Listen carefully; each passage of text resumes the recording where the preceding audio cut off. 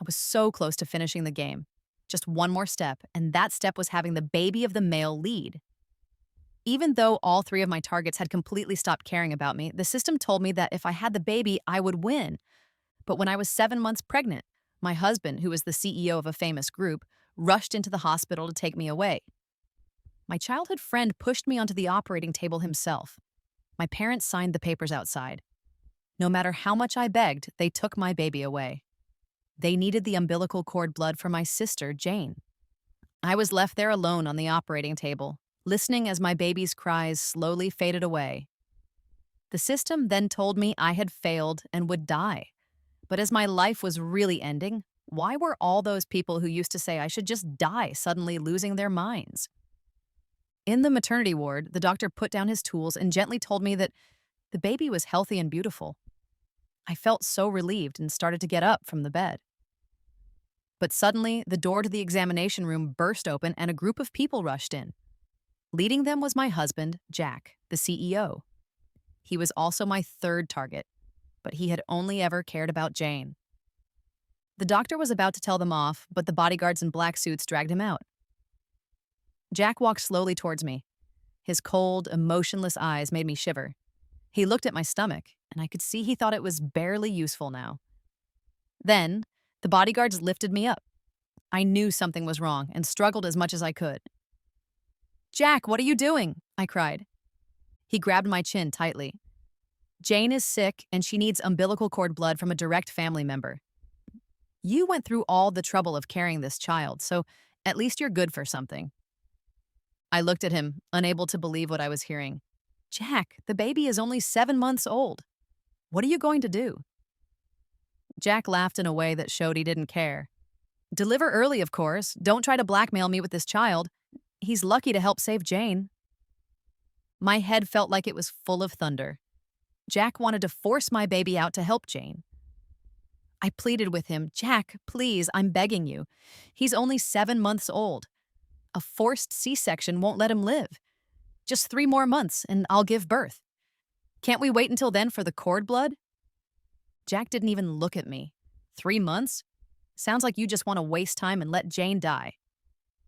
But that wasn't true. Jane wasn't even sick. She was just pretending to frame me. Tears ran down my face. "Jack, please, the baby will die, and so will I." Jack sneered. "Now you're scared?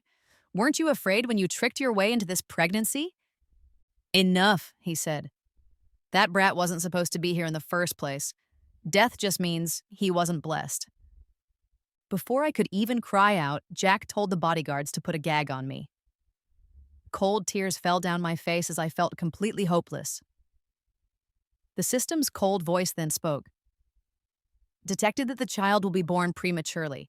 Mission failed, mission failed. Both mother and child will be removed." Then the system told me I still had one chance. It asked if I wanted to try again. If I could get enough regret from the characters, it would still count as a success. I watched Jack anxiously getting the operating room and doctors ready.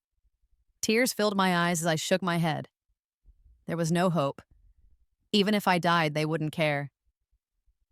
In the end, I could never compare to Jane. I used to think Jack was my savior. When my parents and my childhood friend Gary abandoned me for Jane, Jack was like a god to me. When guests teased me while I was working at a hotel, he saved me. And when my parents kicked me out of the house in the middle of a snowstorm, he took me in. Even when he first met Jane, he didn't change. He even told my parents and Gary that he didn't believe I would intentionally hurt my sister. But then, at our wedding, Jane took out a small bamboo flute. Jack's eyes lit up, and he held Jane's hand, saying he had been looking for her for 10 years. Since then, no matter what I did, if Jane was around, it was wrong. Even our child was a mistake. Lying on the cold operating table, I was as still as a dead body. Jack seemed a little surprised. He looked at me and sneered. "If you knew this would happen, why did you put yourself through all this suffering?" I looked at my hands and feet, bruised from struggling. But I didn't care anymore. I calmly said, "Give me a divorce agreement." Even though I had turned down the last task, the system kept telling me to end things with them. Jack looked at me in disbelief. "What did you say?" I knew why he was so shocked. Even when he wanted to divorce me for Jane and offered me a lot of money, I never agreed. Even when he ignored me and made me feel small in front of others, I never mentioned divorce. I closed my eyes. Let's divorce, Jack. At least don't let our child be sent away by his own father. Jack seemed stunned for a moment, but then he looked at me with contempt again. Don't think you can make me feel guilty. I hired the best doctors. That brat will be fine. You think everyone is as cold-hearted as you, using a child as a tool? Despite the sharp pain inside me, I didn't want to argue anymore. No matter what I said, he wouldn't believe me. I quietly said, Jack, haven't you always wanted freedom? It's just as well. I don't want our child to have you as a dad anymore. Jack stared at me, his expression changing as if he was finally understanding something. Finally, Gary, the lead doctor who was standing beside us, spoke. If you don't sign, how long will Jane have to wait? Jack finally took the divorce papers from his assistant, signed them, and threw them at me. It's your fault. Don't think you'll get a single cent. I didn't even want to ask why it was my fault, and I didn't care about the money. After all, I was about to die. The C-section was quick, only about an hour. I gently touched my belly, feeling a last bit of connection. I'm sorry, little one. Your mom couldn't protect you after all. I felt a tiny movement inside, like a small hand pressing against me. I couldn't hold back anymore, and tears fell down my face. Gary, who was standing nearby and was my second target, the one I was supposed to win over, had always vowed to protect the love of his life forever. He looked at my tears and sneered coldly. Oh, please stop pretending. Someone as cruel as you actually cares if your kid lives or dies. I looked at his once kind face, now full of hatred, and I couldn't help but laugh bitterly. Gary, you said you'd protect me forever, I reminded him. I was the one who grew up with him, not Jane. At first, Gary didn't believe I was the one who caused Jane to disappear. When my parents were disappointed in me and locked me up, almost starving me, it was Gary who climbed over from the balcony next door with food. It was the 20th floor, but he wasn't scared. He just said, when we grow up, I'll take you with me. But Jane, even though she had so many friends at school, wouldn't leave Gary alone.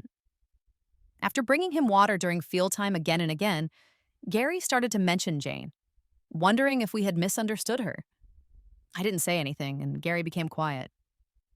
At that moment, I finally understood why Gary's feelings for me, which were almost at their highest, suddenly dropped a little. Gary was still nice to me, but little by little he became even nicer to Jane. He skipped classes for Jane, fought for Jane, and even stabbed the head of the department for her, all because Jane said the department head's eyes made her uncomfortable. That head had been teaching for 20 years and was only known for being strict, not creepy. Jane had just been told off for dressing too provocatively. But Gary went crazy over it, not caring at all. When Gary's feelings for me dropped to 30%, his craziness reached me. Gary, who hadn't picked me up in ages, brought a bag of my favorite snacks one day. I followed him without suspecting anything to an abandoned warehouse. Gary's deadly stare knocked me to the ground. You're a girl too.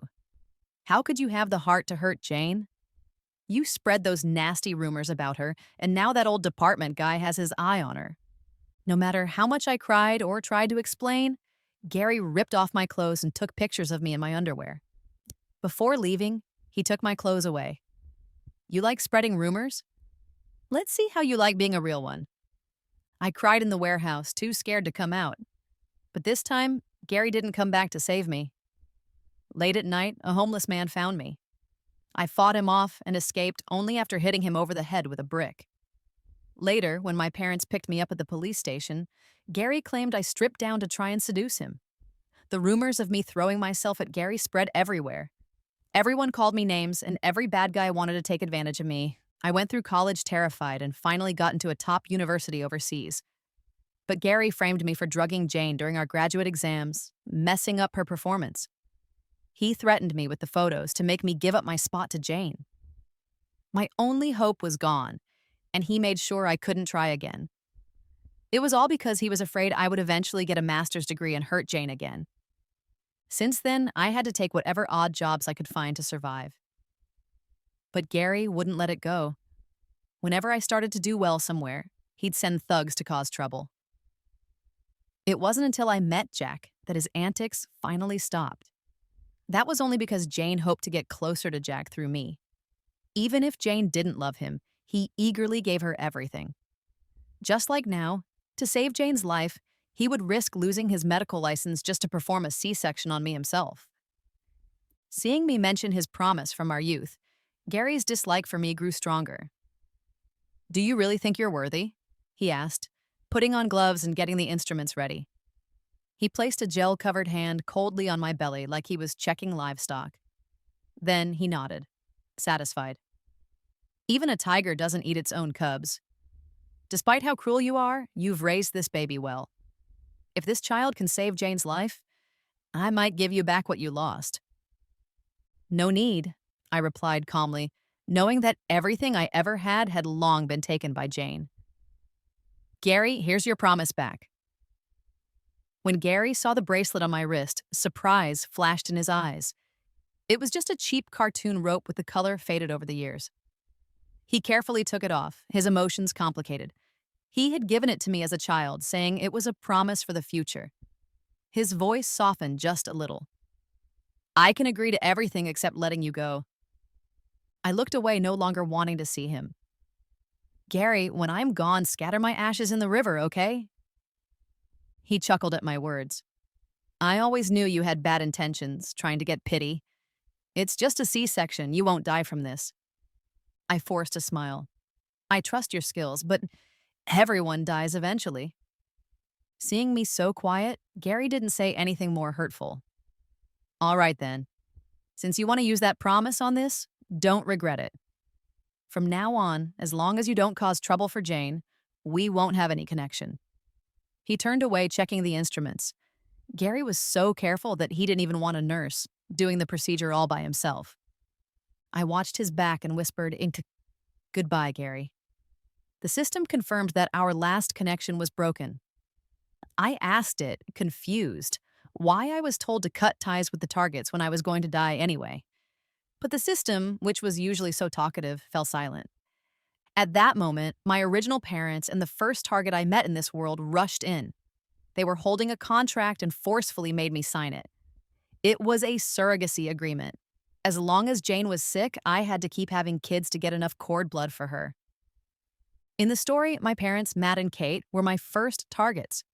The system counted them as one, because family bonds were easy to get. I needed both of them to like me 100% for my plan to work. Since Jane got lost, they had cherished me more. Their feelings for me were around 99%. I enjoyed their love for years, thinking it would last forever. Even if my plan didn't work, I thought I would be okay growing old with them, but everything changed the day Jane returned. He said, "I don't know why my sister left me there." They believed him without checking if it was true, thinking I was the one who lost Jane. Every time Jane begged, "Sister, I'll be good, please don't leave me," their looks turned cold. They stopped caring about me, only going to Jane's school events and vacations, and only buying things for her. I became invisible at home. They happily ate together, but when I sat down, the room went silent, and I didn't even have a plate. Later, they left for business trips and rarely came home. Jane and I were sent to boarding school, but a classmate later told me Jane was a day student and Mom and Dad picked her up every day. Then I found out they had a new home somewhere else. When I brought Jack home, they didn't show up. But when Jane said she liked Jack, they called. They arranged a big party. But after getting Jack drunk, they sent Jane to his room. They locked me out, saying, "This is what you owe Jane."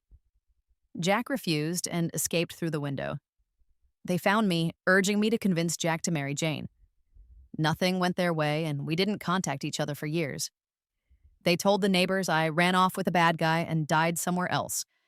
If it wasn't for Jane's illness, I doubt they would have come to see me. I stayed still as they pressed my hand onto the contract to make me a lifelong tool for Jane. Afterward, they told Gary, "Sew it up well or she won't be able to have more." Gary nodded. "Have you signed the surgery consent?" Kate looked confused. "Why would we sign?" I calmly pointed out, "I divorced Jack. You're my closest relatives now." Matt was briefly happy. "You finally divorced Jack. He and Jane were meant to be." I didn't argue, just reminded them, Sign the consent form. After all, only you are my direct family now. Kate got angry and slapped me hard. Is that a curse on Jane? Isn't she your sister? My head hit the table, and blood ran down my face, making it hard to see. In the blurry blood, Kate's loving face looked like a demon. Matt was worried, but not about me. Will bleeding affect the quality of the cord blood? When Gary said it wouldn't, they relaxed. Then they looked at me with disgust. How did we give birth to such a terrible daughter? Watching them happily sign the form, I said, Dad, Mom, I'll love you forever. That's what I often said to them as a child. Whenever they were sad about losing Jane, saying this made them feel better. Back then, they held little me, saying they couldn't live without me. Now, Matt and Kate paused for a moment, then looked at me like I had betrayed them. We can't afford your love. I forced a smile. Give me a disownment agreement, then. Consider Jane your only daughter. Matt and Kate didn't hesitate, even using a tissue for the paper. They eagerly pressed their fingerprints on it. Let's keep it clean since we're disowning you. Don't use the name we gave our precious daughter. We'll be pure without a vicious girl like you. They turned and left without looking back. My eyes stung with tears. I wasn't sure if it was blood or new tears. Gary injected the anesthesia. My body went numb, but my mind was still clear. I felt the blade cut into my belly, feeling the separation from my child. When the cord was cut, pain shot through me. As Gary gasped, I saw my blood flowing out, forming a pool under the table. He hesitated, then ran out with the cord blood. My premature baby lay still beside me. I reached for him, and before I died, I held his tiny hand. In a daze, I heard the baby's voice. Mama, don't cry. Tears poured from my eyes, but I couldn't warm my child's hand. Baby, Mama's coming to join you. Congrats, host. The strategy has transformed. Calculating the regret value for 3 targets, 6 hours on the clock. I floated aimlessly above my body but couldn't see my child's soul. The system promised we would be together again after the calculation. Gary shockingly came back first. He looked startled by the blood pooling at the door. Don't pass out, he said, grabbing a defibrillator and shocking me. Didn't you love fighting back? Why not now? Wake up or your child will be snatched. My body shook under the shocks. Another one, then another. It seemed alive, but the monitor showed no signs of life. Minutes later, Jack stormed in, annoyed. Did you soften again? Checking on her? I told you we arranged doctors. Why aren't you watching Jane? He froze when he saw my pale body. Luna, wake up. Wake up. Do you want your child to be born without a mom? The sharp beeping of the machine snapped Jack awake. As he took a step, he felt something sticky under his feet. That's when he saw the pool of blood around him. In disbelief, Jack stared at the operating room. It was just him, the baby's body, and a panicked Gary. No doctors, no nurses. He couldn't help but yell, Where are the doctors and nurses I arranged? Where is everybody? How could they leave her alone here? Jack rushed towards the door, only to bump into Matt and Kate. Matt looked annoyed. Why are you guys down here? Is Luna causing trouble again? Jack ignored him, pushed them aside, and shouted at his secretary outside, Where are the doctors I set up? Kate chimed in, I sent them to Jane. Why keep so many doctors for this troublemaker Luna? It's just a C-section. No need for such a fuss. Jack turned, his eyes red with anger, and looked at Kate. Did you really pull the doctors away? Matt frowned, stepping forward. Jack, what's with the attitude? Even though you and Jane aren't married yet, we're practically your in-laws. It's just a few doctors. Jane was dying. She needed more attention. Jack slapped him hard. Isn't the one lying in there your daughter? Matt fell to the ground before he could answer, and the medical team Jack had arranged finally returned. They complained about being moved to handle leukemia patients when they were OBGYN specialists. Pointing at Matt, Jack said sternly, Did you hear them? They can't help Jane with her illness. Kate helped Matt up, her tone displeased. Having more people makes Jane feel secure. Everyone has kids. Why does Luna need so much fuss over her? Jack laughed bitterly. Are you even her mother? She's 7 months pregnant. A forced C-section is incredibly dangerous, don't you know? Kate's face turned pale. No way. Isn't she at least 8 or 9 months? Jack didn't answer her. He urged the doctors to go in and save me quickly, but as they stepped into the surgery room, they froze. Seeing them hesitate, Jack shouted impatiently, "Why aren't you saving her?" "Jack, she's already gone," a doctor said. Jack grabbed him. "Are you kidding me? That person was just being resuscitated. I just saw her chest moving." Seeing him in denial, the doctor looked at him sadly. "Jack, with this much blood loss, it's more than a normal person's body holds. Plus, the heart monitor alerted us. Even a miracle couldn't save her. I'm really sorry for your loss." Jack's hands fell weakly as he stumbled back a few steps. How could this be?" His back hit the cold wall as despair filled his face. "I arranged for the best doctors. How could a simple C-section go wrong?" As he was saying this, he remembered the baby and grabbed the doctor. "There's still a baby. Save the baby, please." The doctor had already noticed the baby's lifeless body. Sighing, he said, "Jack, we lost the baby too. Being born at 7 months is hard enough, and without immediate medical help." Jack swayed, his mouth opened, but no sound came out. Trembling, he walked forward. It was just a few feet, but it felt like crossing a huge gap. Finally, he saw me holding the baby's hand. Jack roared like a wounded animal and punched Gary hard. "Aren't you a genius doctor? What kind of surgery did you perform?" Gary fell to the floor, already covered in blood, his lip cut from Jack's punch. But he didn't care. He stood up, clutching the defibrillator again. "Luna, wake up. Quit fooling around. I won't take it anymore." Seeing Gary's craziness only made Jack angrier, and he hit him again. But Gary didn't try to dodge. He just kept his eyes on me. Punch after punch, Jack hit Gary over and over hysterically. But no matter how many times he fell, Gary would stand up again, holding onto the defibrillator. Eventually, Jack broke down. He stopped caring about Gary and tried to hold the baby. But he realized the baby's body had gone stiff. Our hands locked tightly together, unable to be separated. Jack collapsed over me, sobbing uncontrollably. "Luna, Luna." Watching this sad scene, I didn't feel any satisfaction. The system, seeing the chaos, calculated the regret level of these two. Its cold voice had a hint of happiness. "Host, you'll be able to return soon." But I felt nothing. 100% regret level? Impossible. As soon as Jane appeared, they would only care about her. Nobody else could get even a little bit of their attention. After so many disappointments, I had learned not to expect anything from them. I just hoped it would all end soon so I could say sorry to my baby. Getting impatient, Matt and Kate started pushing. "Isn't this over yet? Jane's probably worried sick." Matt said, "Luna, this wretched girl is the best at acting. Don't go soft on her." Jack's secretary handed him the phone. "Jack, Dr. Gary, Jane is looking for you." Jane's sweet voice came through. "Jack, Gary, is my sister keeping you from leaving? I know asking her to save me is hard for her. She hates me so much. But I don't want to give up on living. I'm scared of not getting to see you. I'm scared and need you by my side." Jack snapped back, knocked the phone off, and ordered his bodyguards to drag Gary away. Furious, he threw Matt and Kate into the room. "Do you have no heart? Your daughter is gone." Matt and Kate were confused from falling, but Kate immediately cursed.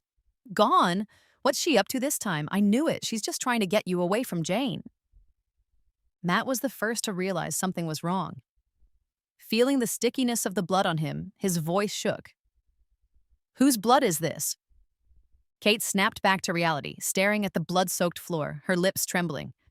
She had kids too, so she knew what all that blood meant. Jack ignored them and came over to me, taking off his clothes to cover my body. His fingertips gently touched my cold face and tears fell uncontrollably. "Babe, don't be scared. I'll take you in the baby home now." Matt got up and tried to feel my breath, touching my cold skin. He quickly pulled his hand away like he had been shocked. Why so cold?" Kate forced a pale smile, came over and started tidying up my messy hair. "Luna, you loved looking pretty. What happened?" Her fingers, as gentle as when I was a kid, moved through my hair. "It's okay. Mom will comb it out for you." Kate hummed a lullaby from when I was young, combing my hair with her hands. Jack pushed her away, protecting my body. Don't touch. It's your fault Luna's dead. If you hadn't taken the doctor away, she'd still be here. Matt, crying, held Kate, who was still calling me by my nickname, and shouted at Jack. What right do you have? You and Luna divorced, remember? Gary suddenly became aware, broke free from the bodyguards, and stood in front of me, holding a scalpel. Luna trusted me with her ashes. You all get lost. Jack didn't back down, and they started fighting, with Jack getting stabbed a few times. Matt left Kate and joined the fight. Just then, Jane's voice came from the door. What are you guys doing? Leaving me out there? Unlike before, no one paid her any attention. Jane stepped forward, trying to stop the bloody fight, and got pushed, falling onto the operating table. My body got knocked over, hitting the ground hard. Gary looked over, his eyes red and full of anger. He pushed the two away and gently picked me and the baby up. Jane hurried over. Gary, why carry a corpse? It's bad luck. Gary kicked her to the ground among a pile of equipment. Her face full of hurt, she looked at Jack. Jack, Gary's gone crazy. Jack ignored her too, shaking off her grip and chasing after Gary, who carried me away.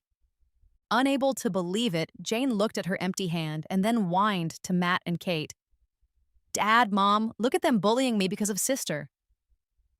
But her tearful voice didn't get any attention from Matt or Kate. They followed us towards the door, wobbling. Jane watched the empty room, her beautiful face turning mean. She smashed things in anger. Even dead, you're stealing my spotlight. I'll ruin your reputation. You'll be hated even after you die. Floating in front, I couldn't help but sneer. Jane, you're still as cruel as ever.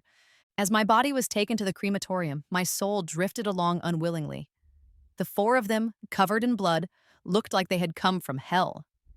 The incinerator roared, but it couldn't brighten their sad eyes. A staff member came to get a signature from family. They started arguing again. Jack declared self-righteously, I married Luna, I'm the closest family. Gary threw the divorce agreement back at him. Jack, you're just the ex now. Jack froze, pain filling his eyes. Before Matt could speak, Gary threw another paper, ending their parental rights. You just said you wished she was never born. Matt slumped over and Kate fell to the ground crying. The staff handed Gary the consent form. Are you Luna's brother? Gary's hand trembled with the pen, unable to sign. In the end, it was Jane who arrived to sign the papers. The four of them, lost in their feelings, ignored her. Cremation was an hour away, the same amount of time until I would disappear completely. The system reported their regret levels. Matt and Kate's regret, 80. Gary's regret, 93. Jack's regret, 87. Seeing this, they were still far from truly sorry. The system had no comforting words, but I wasn't sad anymore. I knew this would happen from the start. They were just caught up in the moment. A few words from Jane, and they would forget any regret. Jane went back to her sweet act, comforting them one by one. Their sadness slightly faded with her words. The system warned, remorse declining, and Jane looked smug. Jack's secretary came in. Apparently, the photos Gary took of you have spread online. The hashtag Jack's wife was an escort from college is trending. Jack stomped up, smashing his phone in anger. How did you handle this? Get them all taken down now. Matt and Kate joined in.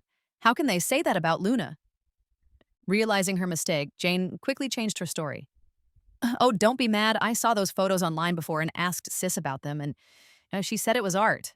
She wasn't careful, letting those photos go everywhere. Can't blame others for talking. Jane's words were meant to sound concerned, but were actually full of malice. It was her usual trick. She didn't notice Gary's face, dark with rage, behind her. Jane kept talking, and Gary slapped her. What nonsense are you saying? Jane held her face, crying. Gary, I know you and Sis had a special bond, but you can't stop people from saying the truth. If she chose to take those kinds of photos, how is it others' fault? Maybe her coy looks were meant for some other guy. Gary kicked her over again. I took those photos. I locked them safely. How did they spread everywhere? He stepped closer to Jane. Only you know the password. Jane, forgetting she had spread them ages ago, stumbled back, her face pale. Everyone else suddenly understood and glared at her. Jane grew frantic, grabbing her chest and pretending to faint. Just then, Jack's secretary announced, "Jack, the source said an account named Jane sent them. The IP is still being tracked." Jack clenched his fists, speaking to Jane with fierce intensity. "You better pray that person isn't you." Meanwhile, Matt and Kate's phone rang. "What? You said you found the wrong child?" They put the call on speaker, and the police officer's voice came through clearly. "Sorry, we've been cleaning up our data and found there was an error when the records were entered back then. Jane isn't your lost daughter. Jane had been tricked and brought from the north, coincidentally by the same scammer, and she was the same age, which led to the mix-up." "Then where is our daughter?" Matt asked. The officer's voice was stern. "According to the scammer's confession, after they took your child, they found she was weak and sick, so they abandoned her in a pond." Kate fainted upon hearing this. After Matt thanked the officer and was about to hang up, the officer added, "There's something of yours to pick up, a small gold locket. They said when they kidnapped her, your older daughter fought back hard, biting and kicking, refusing to let go. They had to knock her out to take your younger daughter. They took the locket from your older daughter since she was hard to scam." Matt repeated in shock. "Luna protected her sister?" The officer, not understanding, simply acknowledged and hung up. Jane's face was pale and she looked away nervously. "I don't remember. I only recall being taken by the scammer when I was little." Gary kicked Jane hard. "You always claimed Luna left you. How come now you can't remember?" Jane crawled to the corner, trembling. "My parents asked why my sister wasn't taken, but I was. So I thought, yeah, it was them." How could a kid say something like that on their own? Matt couldn't hold back, his face red as he threw his phone at Jane. It hit her right in the face, causing her to cry out in pain, her nose bent to one side. Crying, she crawled towards Jack.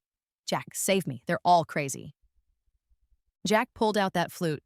"You're not from the South. How did you save me when you were 5? Seeing her lies exposed, Jane scrambled to run. Gary grabbed her by the hair, dragging her back. "You're not Luna's sister. Where did you get this congenital illness from?" Jane screamed like a pig being slaughtered. "My parents told me I was sick." Jack gave a look and his assistant went to check. They returned with a thick stack of papers, all proof of Jane's deceit over the years. It was a simple plan, yet none of them had questioned or checked it thoroughly. At this point, my ashes were returned. Jane was thrown aside like a rag doll, surrounded by watchful bodyguards. Kate was revived by Matt pinching her hand, and they all gathered around my urn, their eyes red with sadness and regret. The system announced, "Regret level achieved. Congratulations to the host for completing the task." I felt no joy, only asked, "Where's my baby? You promised I'd see him." The system was silent for a moment, and a terrible feeling crept into my heart. Just as I was about to ask again, Jack gasped, "Luna, is that you?" I looked over, annoyed. It was like the 4 of them could see me.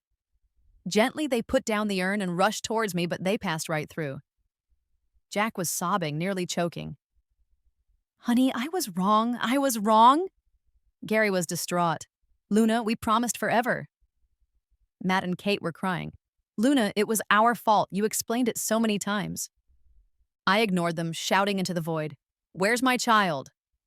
The 4 of them stood there, speechless, and the system finally spoke. "Host, your child gave you this chance to accumulate regret points. Host, he's been absorbed by the main system. It was his sacrifice to give you a second chance at life. Don't waste his kindness." My head felt numb, lost in thought. My little baby, he hadn't even seen the world and had sacrificed himself to protect me. The 4 of them also heard the system's voice. "Are you saying Luna's child gave her a chance to come back to life?" The system replied coldly, "Yes." The 4 of them were frantic. "Luna, come back. We know we messed up." I wiped the tears from my face, looking at them coldly. "You want me to come back?" They nodded like crazy, terrified that I would disappear for good. I let out a sarcastic laugh. "You regret it now?" Jack pleaded. "Luna, our baby gave us a chance. Please come back, let me make it up to you." I replied indifferently, Jack, you yourself said that's not your child, but a bastard. I looked at their expressions and sneered. You regret it, but I don't want to anymore. I turned away and spoke to the system. Take me back. A white light surrounded me as my figure began to fade. Gary rushed forward. Luna, where are you going? Take me with you. Kate wailed. Luna, are you leaving us? The white light fully enveloped me and a warmth surrounded me. I knew it was my baby holding me. I didn't spare a final glance at their regretful faces. When I opened my eyes again, I saw my past life's parents. They happily hugged me. Dear, you've finally woken up. I felt the embrace I had longed for and started to cry. The system's voice became increasingly faint. Host, the reward has been delivered. Live well. A huge fortune appeared, and my family was back together, yet there was still an emptiness inside me. In that other world, I didn't let anyone down, but I did owe my child an entire life. Even with the system sending me updates from the original world, I couldn't feel happy. Matt and Kate went completely mad, wandering the streets searching for their daughter. Gary kidnapped countless people, demanding to know if they had a system. Jack stayed at the hotel where we first met, too drunk to ever return home. And that fake Jane experienced all the hardships I once endured. In less than a month, she tried to jump into the river, but Jack had arranged for bodyguards to fish her out. She lived a life where she couldn't live or die peacefully. But none of this could bring my baby's life back. Until one day, a little child bumped into my leg, looked up, and said, Mom, I've been looking for you for so long. At that moment, my empty heart finally felt whole, and the weak system said goodbye. A parting gift? Host, you must be happy.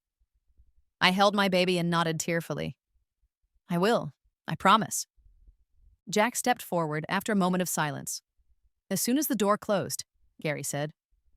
I raised my bound hand. I quietly watched my world post-death. He was sweating. Luna, one jolt. Gary kept shouting. The doctor turned around. Just then, Matt couldn't believe it.